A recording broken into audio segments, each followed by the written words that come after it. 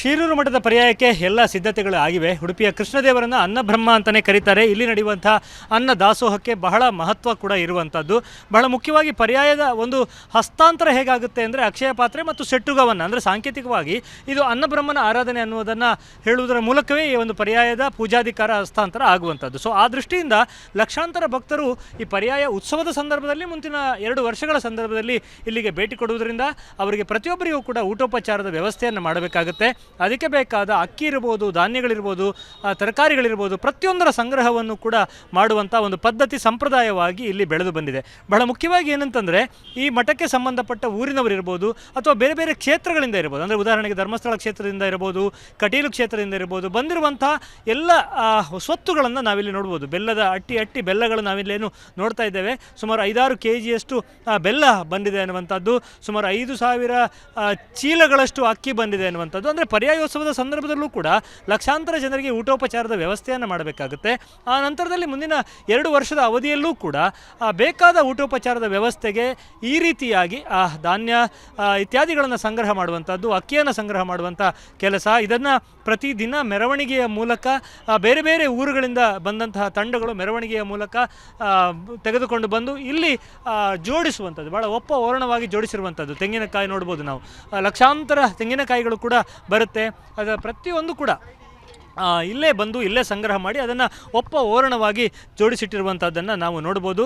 ಇದನ್ನು ಪ್ರತಿದಿನದ ಅನ್ನದಾಸೋಹಕ್ಕೆ ಬಳಸಿಕೊಳ್ಳಲಾಗ್ತದೆ.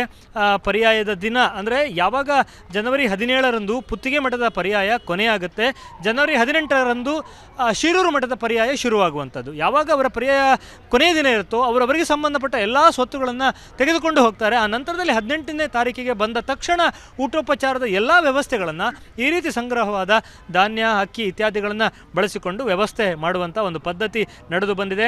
ಬಹಳ ವ್ಯವಸ್ಥಿತವಾಗಿದ್ದು ನಡೆದು ಬಂದಿರುವಂಥದ್ದು. ಪ್ರತಿದಿನ ಮೆರವಣಿಗೆಯ ಮೂಲಕ ಇದನ್ನು ತೆಗೆದುಕೊಂಡು ಬಂದು ಇಲ್ಲಿ ಓರಣವಾಗಿ ಜೋಡಿಸುವಂಥದ್ದು. ಸೊ ಮಾತನಾಡಿಸೋಣ ಸರ್, ಎಷ್ಟು ಸಂಗ್ರಹ ಆಗಿದೆ ಮತ್ತು ಯಾವ ರೀತಿಯ ಪ್ರತಿಕ್ರಿಯೆ ಈ ಸಲ ಅಂತೇಳಿ. ನಾವು ನೋಡಿದ ಮಟ್ಟಿಗೆ ಭಾಳ ಅದ್ದೂರಿಯಾದ ಮೆರವಣಿಗೆ ಎಲ್ಲ ನೋಡಿದೆವು. ಯಾವ ರೀತಿ ಸಂಗ್ರಹ ಆಗಿದೆ ಅಂತ? ಶೀರೂರು ಪರ್ಯಾಯ ನಮ್ಮ ಪರ್ಯಾಯ ಹೇಳುವಂತಹ ದೃಷ್ಟಿಯಿಂದ ಕೃಷ್ಣ ಭಕ್ತರೆಲ್ಲರೂ ಕೂಡ ಇದು ನಮ್ಮ ಪರ್ಯಾಯ ಹೇಳುವಂಥ ರೀತಿಯಲ್ಲಿ ದಿನಾಲು ಅಕ್ಕಿ ಮತ್ತು ತೆಂಗಿನಕಾಯಿ ಬೆಲ್ಲ ಇದು ಹೇರಳವಾಗಿ ಸಂಗ್ರಹವಾಗಿದೆ. ಸುಮಾರು 4,826 ಚೀಲ ಅಕ್ಕಿ ಈಗಾಗಲೇ ಬಂದಿರ್ತದೆ. ಇನ್ನೂ 2 ದಿನದ ಹೊರೆಕಾಣಿಕೆ ಲೆಕ್ಕಾಚಾರ ಆಗಬೇಕಾಗಿದೆ. ಅದು ಸೇರುವಾಗ ಇನ್ನೂ ಕೂಡ ಜಾಸ್ತಿ ಅಕ್ಕಿ ಬರುವಂಥ ವ್ಯವಸ್ಥೆ ಇದೆ. ಅದಾದ ನಂತರ ಬೆಲ್ಲ, ಅಕ್ಕಿಯಲ್ಲೂ ಕೂಡ ರಾಯಚೂರಿಂದ ಸಾಧಾರಣ 250 ಕ್ವಿಂಟಲ್ ಅಕ್ಕಿ ಈ ಒಂದು ಪರ್ಯಾಯೋತ್ಸವಕ್ಕೆ ಬಂದಿದೆ. ಅದೇ ರೀತಿ ಧಾರವಾಡದಿಂದ 5 ಟನ್ ಬೆಲ್ಲದ ಜೊತೆ ಟೋಟಲ್ 40,000 kg ಬೆಲ್ಲ ಈ ಒಂದು ಪರ್ಯಾಯದಲ್ಲಿ ಬಂದಿರ್ತದೆ. ಅದೇ ರೀತಿ ಸಾಧಾರಣ ಹೆಸರುಬೇಳೆ, ತೊಗರಿಬೇಳೆ, ಕಡಲೆಬೇಳೆ, ಉದ್ದಿನಬೇಳೆ ಎಲ್ಲ ಸೇರಿಕೊಂಡು ಸಾಧಾರಣ 10,000 kg ಬೇಳೆಕಾಳುಗಳು ಕೂಡ ಬಂದಿರ್ತದೆ. ತರಕಾರಿಯೂ ಕೂಡ ಹಾಗೆ. ಕುಂಬಳಕಾಯಿ ಸಾಧಾರಣ 15,000 kgಕ್ಕಿಂತ ಜಾಸ್ತಿ ಕುಂಬಳಕಾಯಿ ಇನ್ನೂ ನಾಳೆ ಮಟ್ಟುಗುಳ್ಳ ಬರುವುದಿದೆ. ಅದೇ ರೀತಿ ಎಲ್ಲವೂ ಕೂಡ ಹೇರಳವಾಗಿ ಇದನ್ನೆಲ್ಲ ಬಂದ ಹಾಗೆ ಜೋಡಣೆ ಮಾಡೋದು ಕೂಡ ಒಂದು ಸವಾಲು. ಭಾಳ ನೀಟಾಗಿ ಇಟ್ಟಿದ್ದೀರಿ ಮತ್ತು ತುಂಬ ಸುದೀರ್ಘ ಕಾಲ ಬಾಳಿಕೆ ಬರುವಂಥದ್ದನ್ನು ಪ್ರತ್ಯೇಕಿಸಬೇಕು, ಹೀಗೆಲ್ಲ ಇರುತ್ತೆ. ಹೇಗೆ ಮ್ಯಾನೇಜ್ ಮಾಡ್ತಾ ಇದ್ದೀರಿ? ಈಗ ನಮ್ಮಲ್ಲಿ ಕೃಷ್ಣ ಭಕ್ತರು ನೀಡಿರುವಂಥದ್ದನ್ನು ನಾವು ಪ್ರತಿನಿತ್ಯ ಅನ್ನ ಸಂತರ್ಪಣೆಗೆ ನಾವು ಬೆಳಿಗ್ಗೆ 9 ಗಂಟೆಯಿಂದ ನಾವು ಕಳಿಸ್ತಾ ಇದ್ದೇವೆ. ಈಗ ಬಡಗು ಮಳಿಗೆ ಇರ್ಬೋದು, ದಿನನಿತ್ಯದ ಅನ್ನ ಸಂತರ್ಪಣೆ ಕಳಿಸ್ತಾ ಇದ್ದೇವೆ. ಅದಾದ ನಂತರ 9ರಿಂದ ಸಾಧಾರಣ 3 ಗಂಟೆ ತನಕ ನಮಗೆ ಅದನ್ನು ಜೋಡಣೆ ಮಾಡಿಡುವಂಥದ್ದೇ ಕೆಲಸ, ನೀಟಾಗಿ ಜೋಡಣೆ ಮಾಡಿರುವಂಥದ್ದೇ ಕೆಲಸ ಆಗಿರ್ತದೆ. ಇನ್ನೊಂದು ವಿಚಾರ ಅಂದರೆ ಈಗ ಏನಾದರೂ ಕೊಡಬೇಕು ಮಟ್ಟಕ್ಕೆ ಅಂತ ಇರ್ತದೆ ಎಲ್ಲರಿಗೂ. ಸೊ ಜನರ ಮನೋಭಾವನೆ ಬಗ್ಗೆ ಏನು ಅನ್ನಿಸ್ತದೆ ನಿಮಗೆ, ಮತ್ತು ಈ ಥರದ ರೆಸ್ಪಾನ್ಸ್ ಈ ಪರ್ಯಾಯದಲ್ಲಿ ಹೇಗಿದೆ ಅಂತ?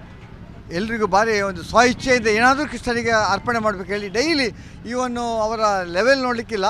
ಒಂದು 10 ತೆಂಗಿನಕಾಯಿ ಕೊಡೋದುಂಟು, 1 ತೆಂಗಿನಕಾಯಿ ಕೊಡೋದು. ಸ್ವಇಚ್ಛೆಯಿಂದ ಭಾಳ ಪ್ರೀತಿಯಿಂದ ಪರ್ಯಾಯಕ್ಕೆ ಕೊಡುವ ಒಂದು ಪದ್ಧತಿ ತಲಾಂತರದಿಂದ ಬಂದಿದೆ.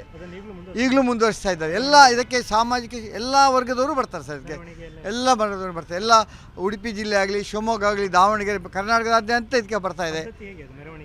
ಮೆರವಣಿಗೆಯಲ್ಲಿ ಜೋಡುಕಟ್ಟೆಯಿಂದ ಸ್ಟಾರ್ಟ್ ಆಗುತ್ತೆ ಸರ್. ಪ್ರತಿ ದಿವಸ ಒಂದು 5-5 ಒಲೆಯನ್ನು ಮಾಡ್ಕೊಂಡು ನಾವು ತರ್ತೇವೆ. ಲಾಸ್ಟಿಗೆ ಮಟ್ಟು ಒಲೆಯಿಂದ 4,000 kg ಗುಳ್ಳವನ್ನು ತರ್ತಾ ಇದ್ದಾರೆ. ಅಂದರೆ ಉಡುಪಿಯ ಕೃಷ್ಣನನ್ನು ಈಗಾಗಲೇ ಹೇಳಿದಾಗೆ ಅನ್ನಬ್ರಹ್ಮ ಅಂತಲೇ ಕರೆಯುವಂಥದ್ದು. ಅಂದರೆ ಬಂದ ಭಕ್ತರ ಊಟೋಪಚಾರ ಚೆನ್ನಾಗಿ ಆದರೆ ಅದು ಕೂಡ ಪೂಜೆಯ ಒಂದು ಭಾಗ ಅಂತ ಭಾವಿಸುವ ಒಂದು ಪದ್ಧತಿ ತಲೆತಲಾಂತರದಿಂದ ನಡೆದು ಬಂದಿರುವಂಥದ್ದು. ಅದು ಪರ್ಯಾಯದ ಸಂದರ್ಭ ಇರ್ಬೋದು, ಮುಂದಿನ 2 ವರ್ಷ ಸಂದರ್ಭ ಇರ್ಬೋದು. ಯಾರು ಬಂದವರು ಖಾಲಿ ಹೊಟ್ಟೆಯಲ್ಲಿ ಹೋಗುವ ಹಾಗಿಲ್ಲ. ಉಡುಪಿ ಕೃಷ್ಣ ಮಠದ ವಿಶೇಷವೇ ಅದು. ಮತ್ತು ಅನ್ನ ಸಂತರ್ಪಣೆ ಏನು ಮುಖ್ಯ ಪ್ರಾಣದ ಸನ್ನಿಧಿಯಲ್ಲಿ ನಿರಂತರವಾಗಿ ಏಕಾದಶಿಯ ಒಂದು ದಿನವನ್ನು ಹೊರತುಪಡಿಸಿದರೆ ಪ್ರತಿದಿನ ಸಾವಿರಾರು ಜನರಿಗೆ ಊಟೋಪಚಾರದ ವ್ಯವಸ್ಥೆ ಇದೆ. ಅದಕ್ಕೊಂದು ಆನೆ ಬಲ ತುಂಬುವಂಥದ್ದು ಈ ಹೊರೆಕಾಣಿಕೆ ಅನ್ನುವಂಥ ಒಂದು ಪದ್ಧತಿ. ಉಡುಪಿಯಿಂದ ಕ್ಯಾಮ್ರಾಮನ್ ಹರೀಶ್ ಜೊತೆಗೆ ಶಶಿಧರ್ ಮಾಸ್ತಿ ಬೈಲು, ಏಷ್ಯಾನೆಟ್ ಸುವರ್ಣ ನ್ಯೂಸ್.